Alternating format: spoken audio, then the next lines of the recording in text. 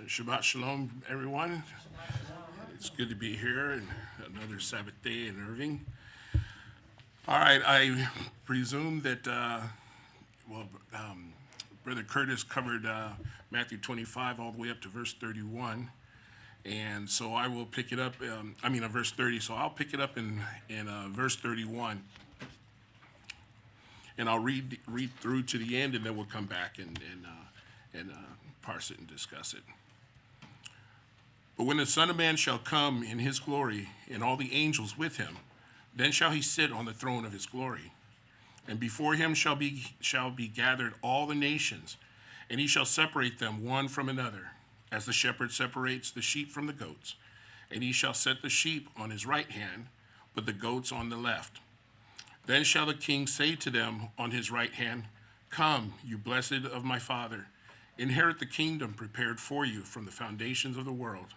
For I was hungry, and you gave me to eat. I was thirsty, and you gave me to drink. I was a stranger, and you took me in. Naked, and you clothed me. I was sick, and you visited me. I was in prison, and you came to me. Then shall the righteous answer him, saying, Sovereign, when did we see you hungry, and fed you? Or athirst, and gave you drink? And when did we see you a stranger, and took you in? Or naked, and clothed you?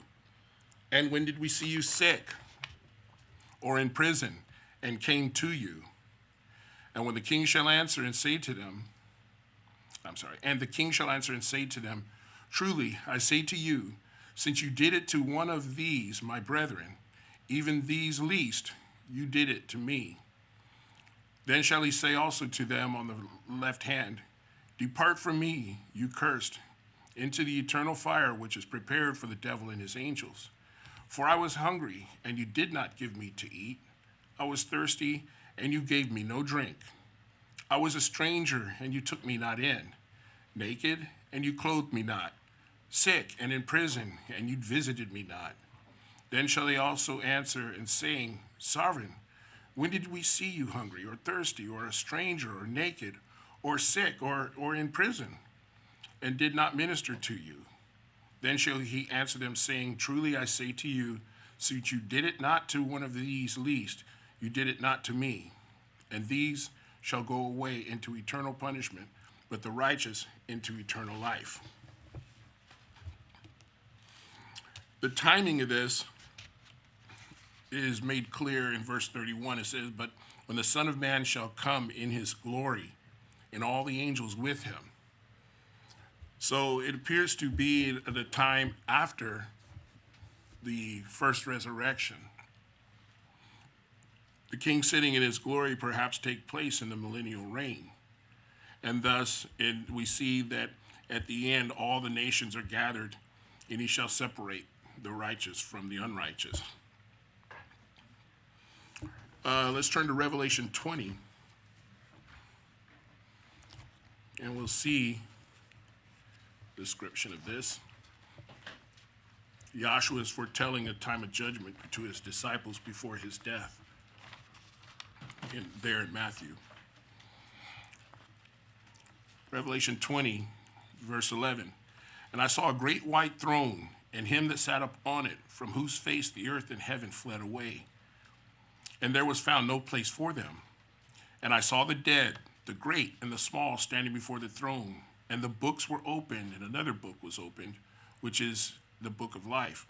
And the dead were judged out of the things which were written in the books, according to their works. And the sea gave up its dead, and that were in it.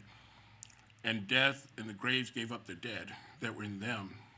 And they were judged, every man according to his works. This is a king sitting in his glory, and he's separating the sheep from the goats. So this is a time that appears to be after the resurrection. Speaking of the separation, let us go to Matthew 13. The description of the wheat and the tares, if you remember, Matthew 13.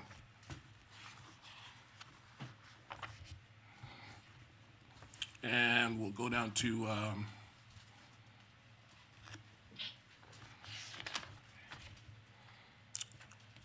Verse 24, this is another parable. Matthew 13:24. Another parable said he before them, saying, the kingdom of heaven is likened to a man that sowed good seed in his field. But while men slept, his enemy came and sowed tares also among the wheat, and went away. But when the blade sprang up and brought forth fruit, then appeared the tares also. And the servants of the householder came and said to him, Sir, did you not sow good seed in your field? Where then has it tares? And he said to them, an enemy has done this. And the servant says to him, will you then that we go and gather them up? But he says, no, lest while you gather up the tares, you root up the wheat with them. Let both grow together until the harvest. And in the time of the harvest, I will say to the reapers, gather up first the tares and bind them in bundles to burn them, but gather the wheat into my barn. So Joshua makes the distinction, and he will separate the wheat from the tares in due time.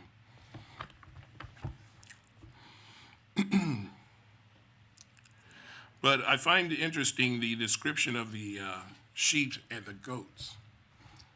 Why does it use the description of sheep and goats? That's interesting. Yes, Tom. To my dismay, I've been involved in years past, being a farm boy, a little city boy, involved in raising both sheep and goats. And even when goats are just little goats, it's like trying to herd cats. So they're so uncooperative, they come and butt you, and so the picture is so simple that people for all time, if they know anything at all about those creatures.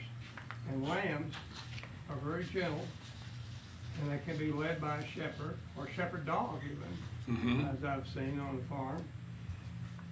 And the contrast there is, to me, very significant, because in Matthew 5 and verse 19, whosoever therefore shall break one of these least, L-A-S-T, least commandments, and shall teach men so, he should be called least in the lake of fire. No, it says in the kingdom of heaven. But whosoever shall do and teach them, the same shall be called great in the kingdom of heaven. And then it talks about our righteousness exceeding that of the Pharisees, which during these times of unleavens, one of the leavens that's spoken of is doctrine, the doctrine of the Pharisees. So this would allude to that as well. Yeah. But, so you go over here to this account where, when he says, when you've done it unto these, the positive things that the sheep were doing, not the goats.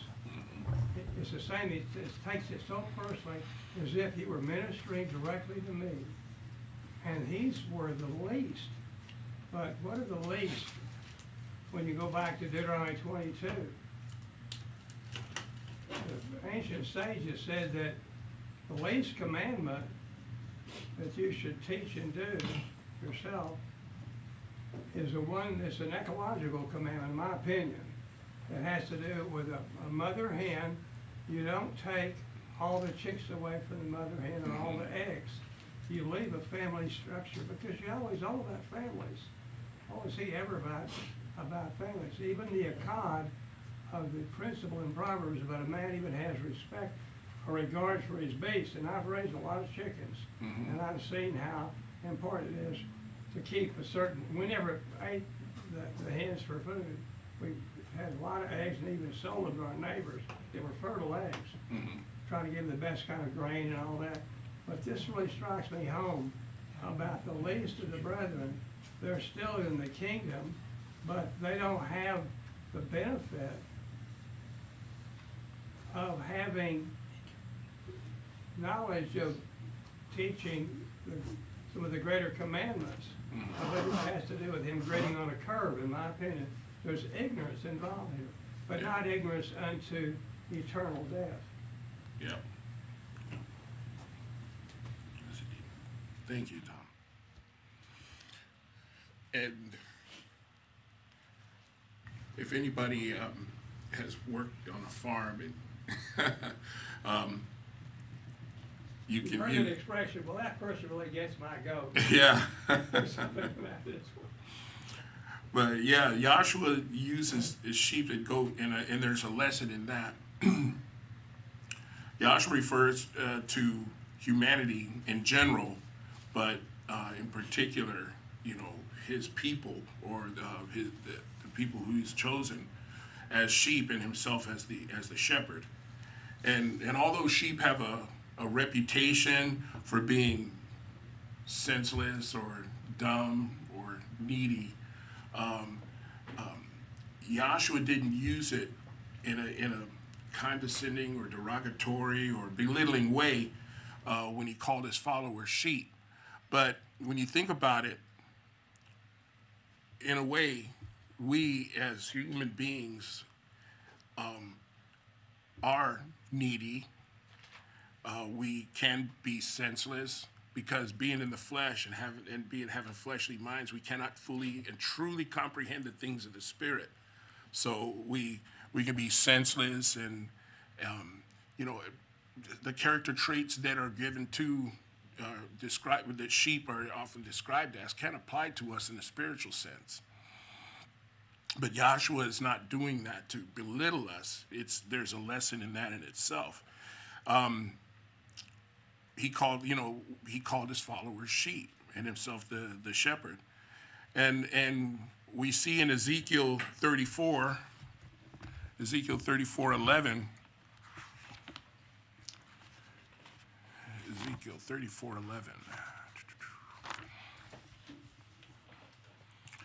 Ezekiel 34:11 says, "For thus says the sovereign Yahweh, behold, I myself, even I, will search for my sheep." So this is not new into the New Testament. It's a description that we see here, and I'll just use this one example. And he says, "I will seek them out." And so this example of the shepherd and his sheep, it demonstrates the care that Yahweh has for us. And the term sheep describes those who believe in Yahshua or believe in Yahweh. And obedient also.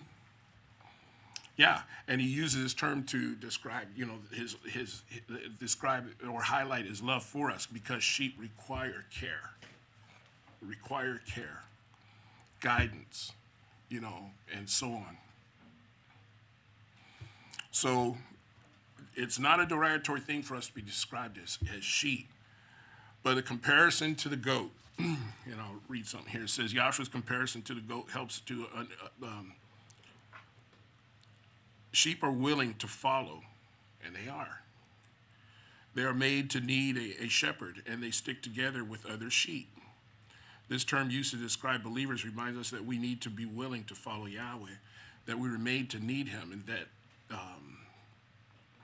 that Yahweh made us to be in community with other believers for encouragement, support, and spiritual growth. That's why we're saying, not to forsake the gathering ourselves together. Yes, Curtis. There's another characteristic about sheep that often gets overlooked. And to the human nose, to the fleshly human nose, they smell horrible.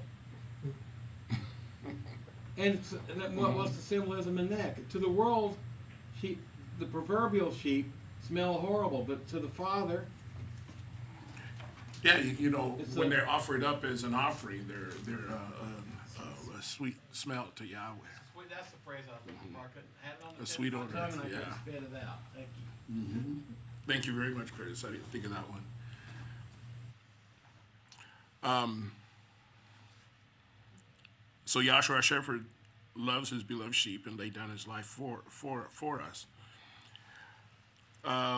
Those who reject Yahweh, those who reject the salvation, are referred to as goats, and goats are, as we know, stubborn, independent, and very much unlike sheep. And so when people rely on themselves, they feel that they have no need for something greater than themselves. They're very, very independent, very stubborn. They're not led well. If you ever try to get a herd of goats, and you often see images of a shepherd and him walking and guiding the sheep and moving them along. And I remember when I was a kid in Germany, there was a shepherd that would come through all the time, and we had a huge field next to our building, to the buildings we lived in, and he would come through and graze the sheep there. And it was just him and this huge herd of sheep. And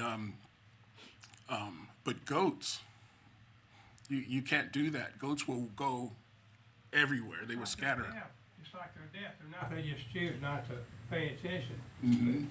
You get with sheep enough and you can call them and they will recognize your voice. No wonder Messiah Yahshua, it says in John 10, my sheep know my voice. Mm-hmm.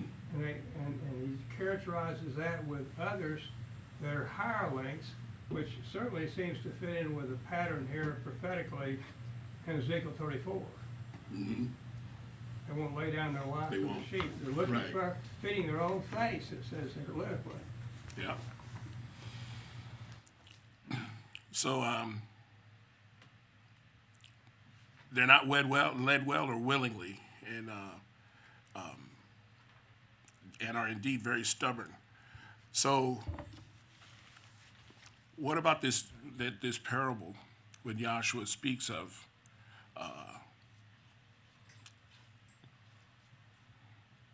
I'm trying to find the passage here. Yeah, I'm at 25. Yes, One go ahead, more Tom. thing, not to get too dark in this discussion about ghosts, but since you're on the subject, Mm-hmm. in the realm of satanic worship, it's not the image of an upside down cross alone, or torture stake, if you will, in some cases. And it's not a sheep, but it's a goat. Mm-hmm. Some think it's the equivalent of the Azazel goat you read about in the account there in the wilderness. Mm-hmm. But it's the Baphomet. It's a goat. It's the goat head being representative of our adversary. So it seems like there's another way of compounding the significance of this parable in Matthew 25. Yeah, yeah. Any other comments or any questions or anything before I go? Well, one more thing. Yeah. In Oklahoma City, they had a terrible controversy on the lawn of the Capitol Mm-hmm. because there was a group that are of Satan, and they demanded that they got equal time to put an image. It's the Ten Commandments, which they were able to get away with for a tiny way because the legislature and the court said, Supreme Court said, well, yes, it is a historical document, what we have. It's affected virtually all the civilization in the world, and definitely Western civilizations. But the Satanists demanded that they had a goat man as the head of a goat, arms reaching out to little children, gathering them. That didn't go well with the mentality of many in Oklahoma, which are of a more biblical somewhat and conservative notes. Yeah. Understandably, it was quite a firestorm of controversy over having this goat man put on the lawn of the Capitol building. Yeah, and people are aware of the symbolism, you know, especially in again, in rural communities, farming communities, people understand that kind of symbolism. So the parable of the sheep and the goats, and what does it mean? And again, the timing is this is in the judgment, in the time of judgment, when believers are separated from the unbelievers, in effect. And so Yahshua uses metaphor to teach a lesson. So the judgment is based on actions. Now we understand that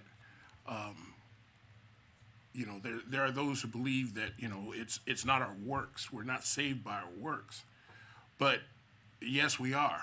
We're saved by our works, but it's what is the motivation of those works? Where does those works come from? Do they come from? Saved without works. Yeah, yeah. If we have having the spirit of Almighty Yahweh and being motivated by the character and nature of Yahshua the Messiah, then that produces. Remember, we speak about the fruits of the Spirit. We produce something from our faith, our belief, And so that's what Joshua is using here. He's describing the works. What works do we produce? But the works are produced by our belief, our faith. So it illustrates the individual will be separated into two groups, as we've discussed, the sheep and the goats, based on their actions towards what? These least. Now, we can get into a big discussion of what the least are. Yes, Bob? Well, I'm sitting here thinking, there are two resurrections. And very little said about the second resurrection. There's very little said about it. And I'm wondering if maybe he is alluding to this with the analogy of the sheep and the goats. rather than, the first resurrection, they will be, anyone in that first resurrection is going to be obedient Yeah, to the Torah. In my personal opinion, you're either going to be, faith without works is dead, and the works is the Torah. And so, I don't know, they may be alluding to some of that. It's hard for me to put that together, because I know that the rest of the dead, how many could that be? Yeah. Because the first resurrection is going to be very limited, I think, to the number. And we don't have a clue as to how many by any stretch of the imagination. It does mention some numbers in the book of Revelation, but when you're talking about who knows how many billion people have lived on this earth. So these people are all apparently all going to be included one way or the other. So it's hard for me to put it together. Yeah, and what I'm seeing here is that after the millennial reign, remember, all the nations are going to be gathered together to judgment. So this seems harsh, but when you're looking at when the people exist without the influence of the adversary, they're going to be under. Will be gone at that Yeah, time. during this time, there's not going to be any influence of the adversary, and so these people are going to be living in this environment. So it comes to this where, of course, remember when the adversary is released, and then people are going to have to make a decision, and that's what this is what I'm seeing here is this time when people have made their choices, and now Yahweh's going to separate the sheep from the goats. Joshua. I've got just one more comment, and that is that basically everyone else has been lied to. The devil has done his work. Yahweh has selected his group for the first resurrection. The rest of these people have been lied to. So I don't know what. Yeah. We see through a very dim light. True, absolutely true. But again, this is where, and I've spoken this before, where we're not the judge, and Yahweh knows what the thoughts and intents of the heart. He knows the circumstances where people, why they end up where they are, and so therefore I trust in the mercy, the compassion and love of Yahweh, because we know that as it says here at the end of 25, it says, then shall he answer them and saying, truly I say unto you, since you did not to one of these least, you did not to me. All these shall go away into eternal punishment, but the righteous into eternal life. The eternal punishment is a lake of fire. Remember, the lake of fire was prepared for the adversary and his demons, and so people who have that rebellious nature. Remember that during the millennial reign, the influence of the adversary is not going to be there. So they're going to make a choice. It's a choice to not follow Yahweh. You read here in this account in Matthew 25 where it says, what you just was quoting there, Robert, that in verse 41, then the Messiah is going to say to them on the left hand, the goats, depart from me, you cursed, into everlasting fire, prepared for the devil and his angels and for all these other people. It doesn't say that. It was prepared for our adversary, the angels. But when you consider in Matthew 5 where Joshua says the time is coming when the dead who are in their graves shall come forth, some to the resurrection of life, first resurrection, and then The other one is the resurrection. It says damnation in the King James, but in the original it says judgment. Judgment, it's judgment. And Right. it's judgment. And we read in 1 Peter where it says, 1 Peter 4, I think it is, for judgment must first begin With the house, yeah. with the household of faith, his remnant children saved. And if the righteous scarcely be saved, because it's gonna be by his grace and mercy. Exactly. It's not like we can create a condition where we're gonna be in the kingdom because of our own works alone. It's through his grace and mercy and guidance and correction, and more than that, but anyway. Then where will the sinner and the ungodly appear? And I believe it's Sinner speaking and of righteous, yeah. the resurrection unto an evaluation, a judgment, The judgment, right. and an opportunity to be shown how blind, how mistaken, how miseducated, how caught up they were in Adamic sin nature. Yeah, it's even an ignorant heart can receive correction, and that's what we don't. We're just saying, oh, they're totally lost. Raquel and then Curtis. Yeah, I think it's more a question, because, when I look at the goats and the sheep, I mean, they're both like clean animals, right, and they're suitable for sacrifices. Right. So, if you look at Leviticus, you could use any of those for, the offerings. So I start thinking about, is sheep and a goat, are they like both believers? Or is it sheep believers and goats unbelievers, or does it really matter? Is it more the actions and the fruit, of their belief? Mm-hmm. And it's a very good question, and because yes, they both are clean animals, but I think what it is and that's why I kind of got into it, is the character traits. Yes, it's a clean animal, but it's stubborn, independent, can't be guided, and so on and so forth. Does that mean that it's a total loss? That's where the judgment of Yahweh. That's where we have no. And that's why I don't practice looking at people and determining, oh, they're not going to be in the kingdom or whatever, because that's not my call. Oh, yeah, absolutely. Yahweh knows He knows the condition. He knows why a person's in the circumstance that they're in. Yeah. I don't. We And just have so, to figure out whether we're a sheep or a goat. yeah, in a we sense. having this understanding have to realize that we don't want to have these character traits that would put us in that category. Well, you have one response before Curtis, okay. Yeah. So if we take it into the context of what Yeshua is giving the parable for, it's the disobedience. Right. He starts out with the sheep are obedient to do all of these things that have been commanded. The character traits, And yeah. the goats did not do those things, and that's what caused them to not be considered favored. They're going to be on the left because they did not do the will of the Father. And so I think if we look at it from an animal standpoint, there's too many different characteristics that are associated with sheep and goat. But if we look at it from an obedience standpoint, it makes it really clear what we have to do in order to be in the kingdom. Right. And yes, Curtis, I'll get you, Bob, in just a second here.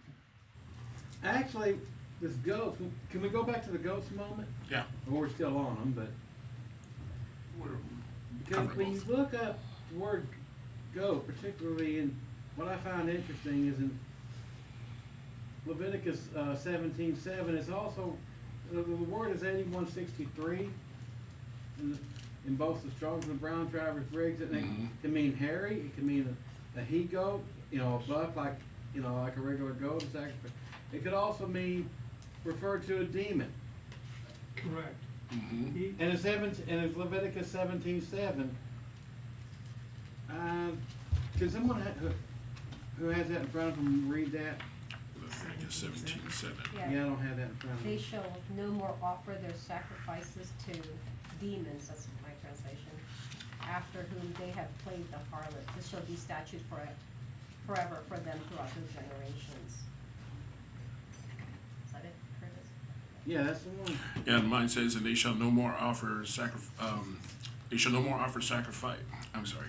And they shall no more sacrifice their sacrifices to the he-goats, it says in mine, after which they play the harlot. There shall be a statute forever to them. So yeah, so Both translations are actually quite apt. yeah. And I got one other question. Who else was born hairy? Yeah, Esau. There you go. Very well. The hairy one. The hairy one. Or do I hear that music that like that mystery show music of some kind playing now? Yeah. Yes, I don't know your name, sorry. I'll introduce myself. I just wanted to give a commentary. Yes. I find it very interesting how in Leviticus the goats, the offering for sin and purity was sheep and goats.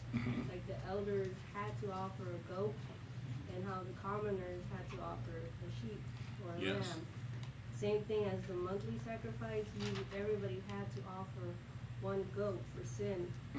So it's interesting how that was a requirement for them back then. Yes. But it still has a spiritual significance It now does. of the sheep and goats, because Yes, it the does. elderly have to offer a goat. That's interesting how like elderly people were supposed to respect them, but at the same time they kind of do what they want because they have the authority, so all the authority falls on them. Same thing as head of the household. And sometimes because you give someone so much authority, they think they have the right to do whatever they want. Like I have That's authority. interesting. Yeah. So they had to offer the goat for the sin offering. Like they couldn't offer a sheep because they had the authority. And then the commoner, we don't have that much authority, so we have So to they offer do the the sheep. sheep for Yeah. our sin offering. And the goat holds more guilt than the sheep. So that's why the head had to, like, it's interesting how we're talking about that, especially now, like, that's the second day, it's like the second chance for Passover. Yes. Because, There you go. I hadn't considered that. Thank you very much. I appreciate that. And then Curtis, you raise your hand again? Yeah, it's occurred to me that when we see certain sacrifices of the goats, it's occurred to me that it could point forward to somebody getting their comeuppance, if you will. Mm-hmm. Paying the price for what he's done. Right. Yeah. Absolutely See, the true. sacrifice of the sheep would point to Yahshua paying the price for us. Right. Whereas the goat might be somebody else pointing for, or him getting his reward. Yeah, Like interesting. And Yahshua being described as the lamb. Lamb. He's Yeah, never and called of a goat. the right. Very interesting. And thank you very much. I appreciate that. I'm gonna look Yes. at more than that. oh, I remember, So, sorry. yes, go ahead. I remember my train of thought. The train came back. Okay. So, like, what if in the last day of the great day of judgment, how everybody's still gonna get judged? What if he's separating us between sheep and goats because some of us had more authority than others, and but we're all still gonna be judged? Like both of them are clean animals, Mm-hmm. but the goat represents more authority than the sheep, just because of its willingness and its stubbornness. So what if he's separating us in that way, like he's gonna judge those people with high authority, with more of a judgment, like more of a spiritual symbolism than the commoner that's gonna be judged as a sheep?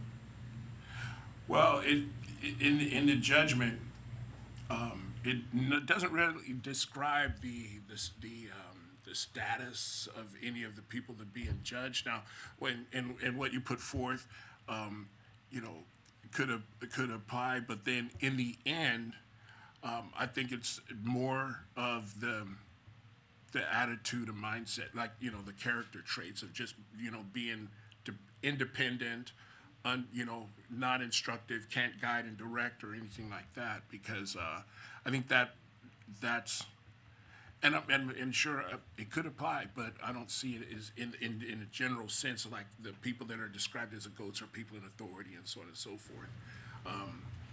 Maybe the authority is given through.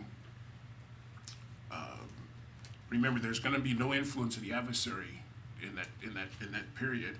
So maybe they have authority to rule over themselves without any outside influence. Maybe because actually that's what we all have, is that we must rule ourselves, and if we being the body being the temple, we're like the priest of our own temples, so to speak. We have that, we rule over ourselves, and perhaps then because of that goat-like attitude or mindset or character traits that they abuse that, perhaps. Yeah, and Going to what you said. Yes, David. yeah, And then I'll get you. just to add to that, I think the ultimate outcome, the ultimate destination of the sheep and the goats Mm-hmm. kind of distinguish and determine what type of people What type we're of talking people? about. Right. And so with the sheep being told to come into inherit the kingdom prepared from the foundation of the world, you know that they have a certain characteristic, regardless of whether they're in authority or not, that they did the Father's will. So David was in authority, but he did the Father's will. Yes. And then when you talk about the actual goats, at the very end, it says, Yahshua tells them to go away in everlasting punishment. And that tells you that their characteristic was not to do the will of the Father. And so if we talk about some of the people in authority that did not do, the kings of old that did not do the will of the Father, we kind of know what side of what hand he will be on. Mm-hmm. Right. Yeah. Yeah. And Raquel, and then So, like in Leviticus, which was talking about, like in Leviticus, there's definitely higher standards for priest and, Right. high priest, right? So if you go to like Leviticus 21, it talks to you about all the things, just because of their role, and what they do for Yahweh, right? So, I'll just read 22:3. It says, say to them, it's like Aaron and his descendants, whoever all of your descendants throughout your generation who goes near the holy things which the children of Israel dedicate to Yahweh, while he has uncleanness upon him, right? And we could figure what uncleanness is. That person shall be cut off from my presence. I am Yahweh, right? So Right. there's definitely a higher standard Right, placed upon them. to whom much is given, much is required, and we understand that. And so, if we haven't been given much, don't reflect Messiah, the character and nature of Messiah, then that indeed would make us a goat. So, but I can't remember, was it Bob or Curtis that had their hand up? Was it Curtis? Curtis, okay. Actually, my comment was pretty much along the line of what Raquel said. We got those, for whatever reason, by Yahweh, are held to a stricter sense of judgment. Are held to a higher judgment. Right, we are. A priest versus a king versus somebody else versus younger versus, it may not necessarily be authority, but Mm-hmm. it's, they have, those who, it's kind of like what we read of in Job. Those who are worthy of being beaten with few stripes will be beaten with few stripes, and those who are worthy of beaten with many will be beaten with many. Mm-hmm. Right. Yeah. So we're moving on a little bit here. So the parable covers judgment based on actions. We see that. Faith expressed through works. And remember, I'll show you my works by my faith. So that James in James 2. Right. And so while salvation is by faith, the parable suggests that genuine faith will manifest in acts of kindness and mercy. All you do is look at the fruit of the Spirit. Go back in Galatians, read the fruit of the Spirit. These things apply. And it's not works that saves us. We're not saved by our works, but works are the evidence of a transformed life, of a Messiah being in us. And I was just talking, I was thinking earlier today that, what people talk about leadership. What is leadership? What kind of leadership did Yahshua show? It wasn't beating people over the head and forcing them to, and saying, you have to understand this. He led by example, the example that he set. And then the words that he spoke explained the example that he was setting. So therefore, when he dealt with the woman at the well, the Samaritan woman, remember the disciples were going, well, you're talking to this Samaritan, what do we have to do with them? But the thing is that, the example he set is not cutting people off. It's not who you speak to, it's what you say and what you do concerning that person. And so, so the evidence is by our actions, and so that's what we'll turn there real quick to Jacob, also well known as James. James chapter 2, we'll just read that real quick.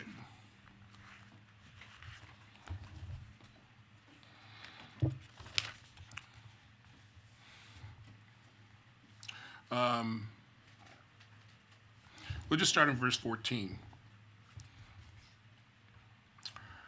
What does it profit, my brethren, if a man says he has faith but has no works? Can that faith save him? You see, we can all believe, but that belief is made evident by our walk. And what does our walk entail? Is it just showing up for services on Sabbath or keeping the holy days and so on and so forth? And again, I always bring up Isaiah chapter 1. It says, if a brother or sister is naked and in lack of daily food, and one of you says to him, go in peace, be warm, be filled, and yet you give them not the things necessary to the body, what does it profit you?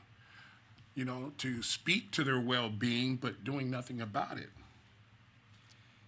Even so, faith, if it have not works, is dead in itself. Yes, a man will say, you have faith, and I have works, but show me your faith apart from your works, and I by my works will show you my faith.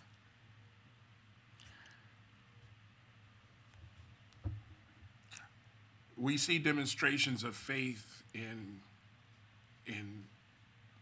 Joseph and Daniel and Ananias, Azariah, Mishael, Abraham, and all. They were willing to give up. Well, in the cases of Daniel and his friends, their lives. That was a demonstration of their faith. Abraham was willing to give up his son. That was a demonstration of his faith. The young man, the rich young ruler who sought of Yahshua, what must I do to attain eternal life? And Yahshua said, oh, go sell all you have. That was too much. He couldn't do it.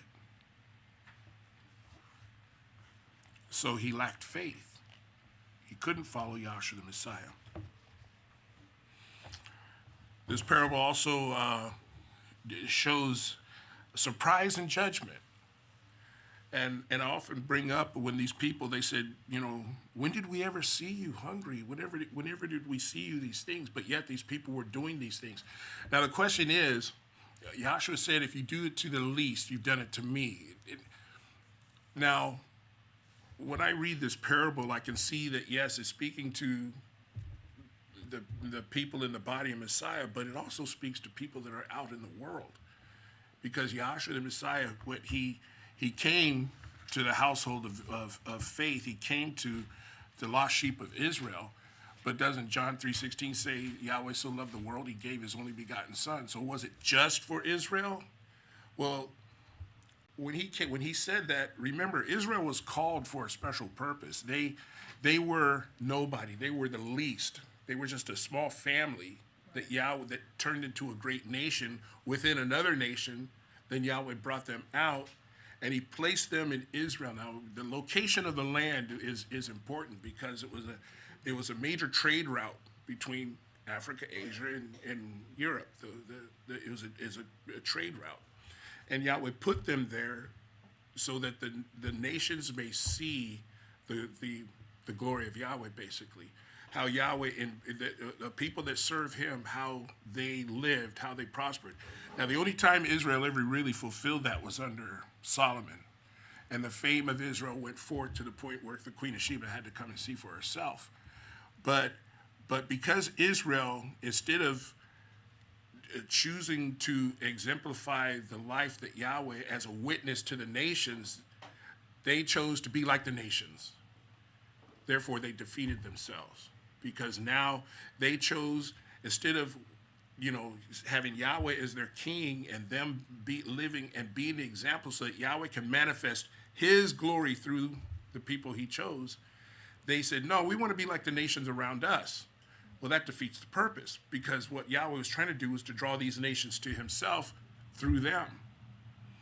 So they removed themselves from that and from the blessings of Yahweh. And so they failed to serve the purpose. So now we've been called to this. And we have to live in faith. We have to walk as sheep among wolves. And we have to, and that requires faith, brethren, in dealing in this worldly system. So if we are living this, walking the example of Yahshua the Messiah, then we will do these things according to our faith. We will see for the needs of others. We will not turn away from the people of this world. You know, when we look at people, I really had to work on this in myself because of my old way of thinking, but the people in the world are lost in darkness. They're blind to the truth. You know, I used to say, oh, they're wicked sinners, they're destined for sinners, they're destined for the lake of fire. But you know, we have to be mindful that they're in ignorance. The majority of them are in ignorance, and they're lost in darkness of this worldly system. They cannot see. So then we should be a light. And if we allow our light to become darkness, that's what Yahshua warns us, let not your light become darkness. Appearing as a bearer of light, but then what? Self-serving, arrogant, you know, self-righteous, and pointing the finger of condemnation out of self-righteousness, then we become a stumbling block to that person. And we're warned to not to cause the blind to stumble or put a stumbling block before the blind. Yes, Bob. There's the factor, though, of all of the religions of this world. Mm-hmm. I mean, if you factor that in and the amount of people, I don't care what religion it is. But Yeah. if they're not obedient, they're not included. And Yeah. so Well- it's kind of hard to put judgment on them unless they have an opportunity to understand in the first place. Yeah, but again, there are people that are ignorant of the truth of Yahweh, but they're kind-hearted. There are people in the world who are ignorant of the truth of Yahweh, ignorant of the truth, but they're kind-hearted. Oh, they're kind-hearted, sir. You see, so when we look at those who are judged according to their works, you know, then Yahweh he takes everything to account. So I'm not going to make a call of judgment on any of that. I'm just going to, you know, do it. But yes, Raquel. Yeah, I was gonna say, I think that the hard part is, I mean, the obedience will cost us something. Oh yeah. Right, so, I mean, like the whole, like, if you could read Luke 14:25-33, right, but, I wanna read, the one with David, which is 2 Samuel, what's this one, 24, when, 2 Samuel 24. 24, yeah, when he was, Okay. you know, looking at the threshing floor and it was gonna be given to him for free. He said, no, but I will surely buy it from you for a price, nor will I offer burnt offerings to Yahweh, my Elohim, with that which cost me nothing. Right. Right? Yeah. And what So verse was that? David- Yeah. Sorry. 24. Okay. 2 Samuel 24:24. Okay. Yeah. So he said, nor will I offer burnt offerings to Yahweh, my Elohim, with that which cost me nothing. Mm-hmm. I mean, he could have easily said, sure, I'll take it, right? But, you know, he knows that it's gonna cost him something Right. to offer any offerings to Yahweh. So David bought the threshing floor and the oxen for like 50 shekels or something. Just the whole point of it costs us something. And I think that's always the Right. hard part about obedience. Well, it's not a offering or a sacrifice if it's Doesn't if cost it's anything. if it's you know Free. if it's free basically. Right. Yes, Tom. There seems to be a connection here with, John, the 10th chapter, and a real clue in this section of this parable. In verse 6 of John 10, after he talks about how everybody in the past has been like a thief or a robber, and there's a door that the sheep, when they hear his voice, when a spirit that's set apart opens their mind to hear his true voice. Mm-hmm. In my dope smoking LSD tripping days, long hair and all that, I heard a voice. Mm-hmm. And that brought me out of dark. I mean, I heard a voice and it was separating me, and it was indisputable. And I've been able to use that as an example to minister to people that have addictions to alcohol and drugs and so forth, that you can pray and ask for revelation. And if he's wanting to call you, you're going to begin to hear the voice of the Spirit. And what Yahshua was saying here is at that point, the Talmudim did not understand the things that he was speaking to them. But he says, truly, truly, I said to you, I am the door, the portal, if you will, of the sheep. And in his own generation, not, he didn't say Isaiah or other true prophets weren't true shepherds in effect. All that ever came before me are thieves and robbers, but the sheep wouldn't listen to him. I am the door. By me, if any man enters in, he will be saved, and shall go in and come out and find nourishment or pasture. Many pastors today in Christianity say that this next verse, in the 10th verse, is speaking of Satan. Oh, our adversary is behind it, but it says the thief. It's talking about those that are considered not good shepherds, but hirelings. Hirelings, The right. thief comes not but for to steal, pardon me, and to kill and destroy. Famous statement. I have come that they may have life, and they may have it more abundantly. I am the good shepherd. The good shepherd gives his life for the sheep. Then he characterizes those that don't care for the sheep. They're just in it for the shekels or money or whatever. Right, They're money. hirelings. They're And hirelings. they won't lay down their life for the sheep any more than what we were wisely, I think, guiding us to go back and see in Ezekiel 34. There's another characterization of what we're seeing here in John, the 10th chapter. Yes. Yeah, and you were saying the hireling here because if you read on further down, then the wolf snatches them away. The hireling, so the wolf is the adversary. Yes. So the I was describing the. Well, I'll continue on. All right. So what I find interesting is that. Oh yeah, that's what I was addressing. I was. When you're in dealing with these people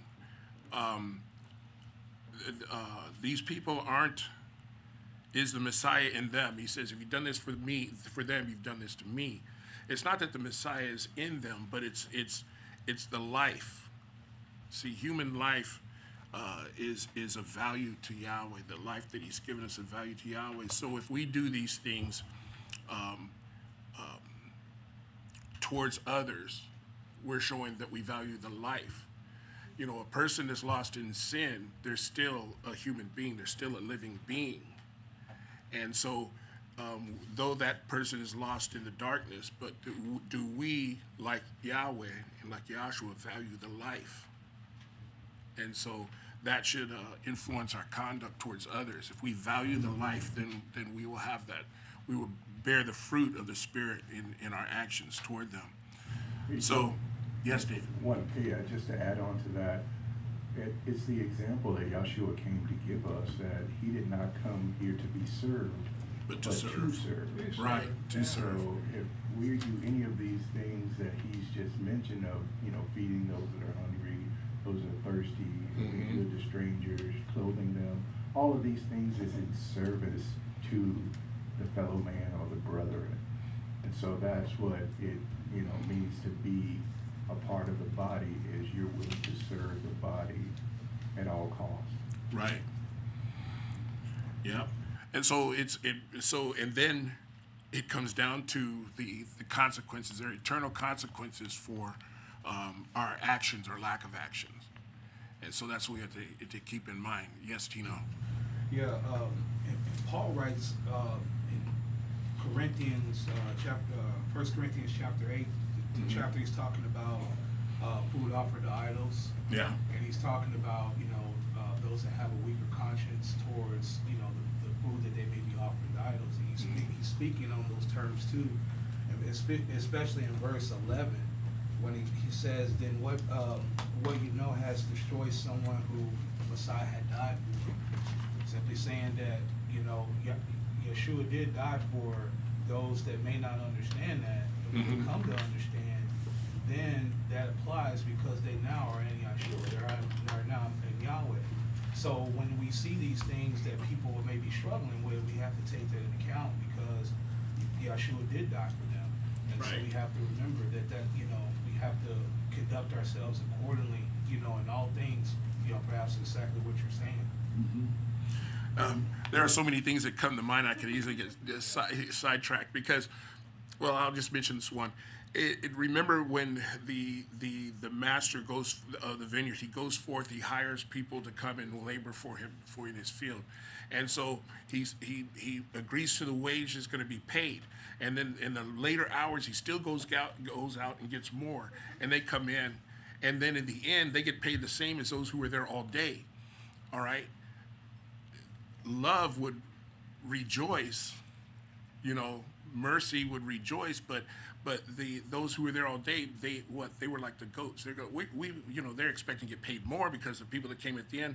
I'm speaking quickly, so because I don't want to get too sidetracked, but just use that as an illustration of one of these things. How our mind, we should have the mind of Messiah, our way of thinking, and dealing with people that are lost in this world.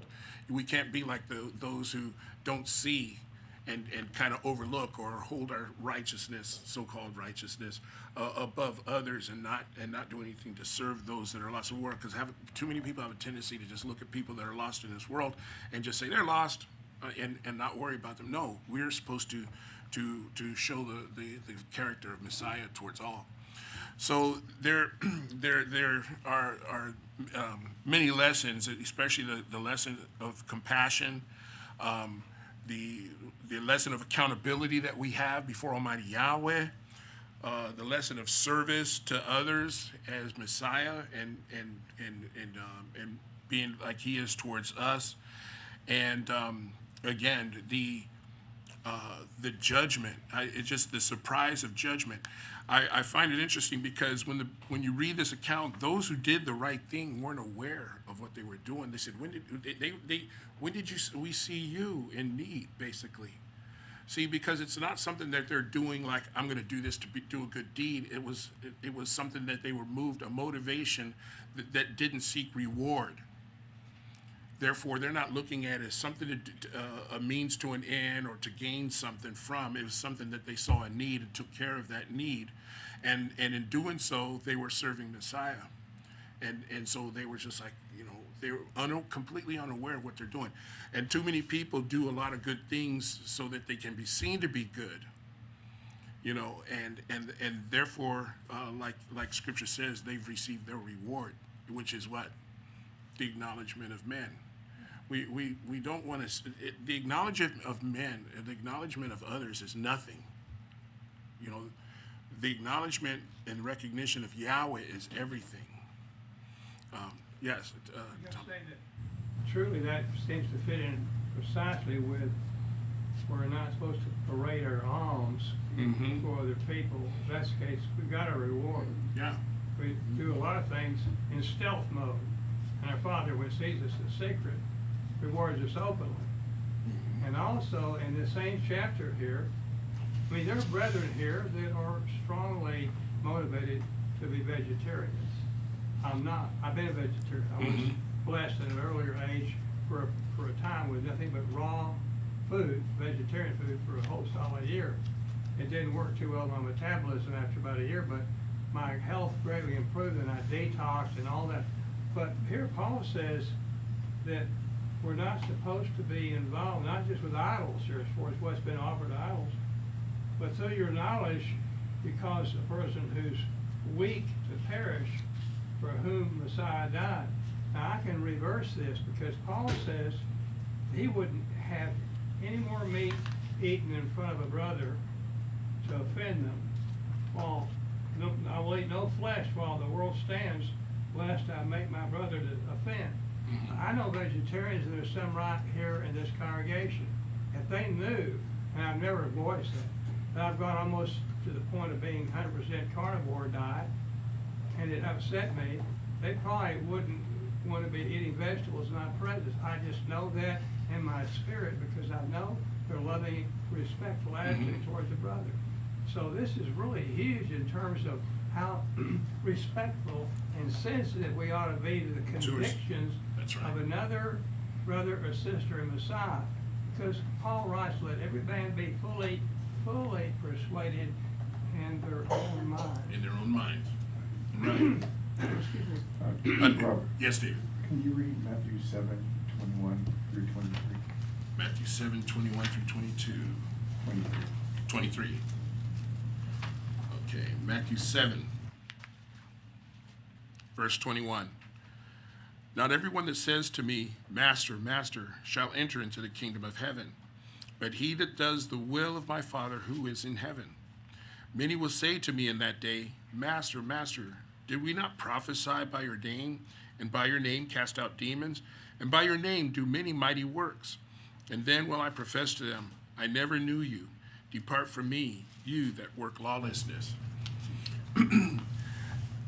The emphasis, and thank you very much, David, you that work lawlessness. Now, that is indeed addressing the law of Almighty Yahweh, but especially what Yahshua the Messiah says, if you love me, you will keep my commandments. And I believe that over here, we're seeing part of that. Remember, the character and nature of Yahshua the Messiah is reflected in the fruits of the Spirit. When we look at the fruits of the Spirit, that's the evidence of the Spirit of Yahweh in us, the fruits that we bear. And so, and it's not only described there in Galatians, but it's one other place, I can't remember it right offhand. And going back to what you were saying about, people do works to be glorified by people, man, or somebody can see them. Right. That's not the right spirit. It isn't the right spirit. How we should, go into doing the will of the Father. And, there's going to be weeping and gnashing of teeth because a lot of them are going to think they did all of these things in service of Yahweh and Yeshua. Right. But they're going to hear those words depart from them. Right. The evidence of the Spirit of Yahweh in us is the fruit that we bear. And it's not casting out demons. It's not healing the sick. It's not doing mighty works, these great works described right here. Yes, it's part of it, but again, it's these things are for the glory of Yahweh. Yahshua the Messiah, when he healed, everything he did, he says, I come to do the things that I was shown to do, I was told to do. Yahshua didn't do anything of himself. We have to remember that. So everything that Yahshua did was given by the authority of Yahweh to do. So can we, each one of us can assess ourselves, can we honestly be entrusted with that kind of power? Do we at this very moment possess the character to be able that Yahweh can use us to do these things? Or if let's say he granted us this a power to accomplish one of these things, would you think, oh, I'm special? Would that thought go through your mind? We have to honestly assess ourselves, because if Yahweh were to grant us to do that, it would be for his honor and glory, but we would also have to have the character to be able to be used as that kind of instrument in Yahweh's hand. You see, we see a lot of charlatans on television, and I remember as a kid it was entertainment to see these preachers, they touch a person, they fall over on the floor and they're shaking and carrying on. It's a show. That's not of Yahweh. The demonstration, true leadership, like I said earlier, it would be the example of humility, and a true leader wouldn't make his parking spot number one in front of the building. It would be probably at the back of the lot, so that those who absolutely need it would be there. True leadership would demonstrate what you would want of others to do. Yes, Tom. I see this account here, I think about, so often this comes to mind, that there is this spirit of Okay, thank you. self-aggrandizement that comes with, haven't we done all these things in your name? And he says, oh, you never did any of that. Mm-hmm. Significantly, he doesn't say that, but he qualifies it by saying, I never knew you, depart you, workers of lawlessness or Torahlessness, if you will. So when you look over here in 1 John 2 and verse 4, speaking about knowing him, he that says I know him and keeps not his commandments, flesh is strong, is a liar, and the truth is not in It's him. not in him, yep. Yeah, yes. And then you'll have after. I find very intriguing how Adonai wants us to be part of this world, but at the same time be set apart, Mm-hmm. and how he gave us his Torah so that way we can know his laws. But one thing like that the people back then didn't really capture was the grace, and how Yeshua came down here and taught us how to do the laws as well as having grace. Because most of the people that were in authority didn't judge him like, oh, you're healing the blind in a Shabbat. Oh, you're doing this. But it's always like, it's this. And then he would always tell him like, I'm still doing what my father told me. I'm still Right. following Torah. But they forgot that life is more important than the laws. Right. Like right now, we go outside and we find a homeless person. It's Shabbat. We can't spend money. But that life is hungry. The life is important, right? So if somebody would be like how he says right here, Master, we did everything you said, but you ignored the homeless man outside. Mhm. And you know my laws say take care of your brother. It's more important than I don't need money. Like Mhm. I didn't tell you to spend money on Shabbat for a reason, but he needs the food. Right, and that's why I use Isaiah 1 so often, because they're keeping the commandments. But Yahweh says, what is it to me? Because their hearts they lacked compassion, they lacked love, they lacked mercy, and therefore everything else is meaningless. Johannes, go ahead. And we're looking at this in isolation, but if you look at this whole chapter, start out with the 10 virgins, and then it goes to the people who were given money and how they didn't have it. And what you have is all of them were serving. The 10 were invited to the wedding. They were all there Exactly. for the wedding. Exactly. All of these people that were given the money and to do these things, they all worked for the same master. Even here, because they all said master. So, and so look within ourselves, and what Yeshua what we can see here is that slight separation. Everyone thought they were doing what they're supposed to, and it's amazing that the ones who didn't think like, who didn't set themselves up, and that's when, like Tom said, self-aggrandizement. They were like, when do we do these things? They were just they were doing what they thought, like, I'm just trying to do what I'm supposed to do. And they're like, when did we do this? And they're getting, like the scripture says, you be low and let me lift you up. Whereas the other ones who but didn't we do these things? This is a slight change.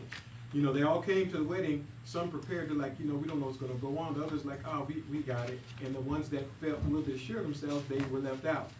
The other one with the money, he's, well, I didn't steal from you. They said, I gave you what's yours, Right. But no, the others is no, I doubled, look what I did. From the greatest to the least, except for the one that got the one. But even the one that got the two, he did something. So those are the ones well, when did we do these things? And they're being looked at. And then he sums it up, and that's what I wanted to show. I thought Tom was going to say it, and then he stopped. Yeshua said something very interesting. All this is leading because all of them, the ones that came up short, they miss out.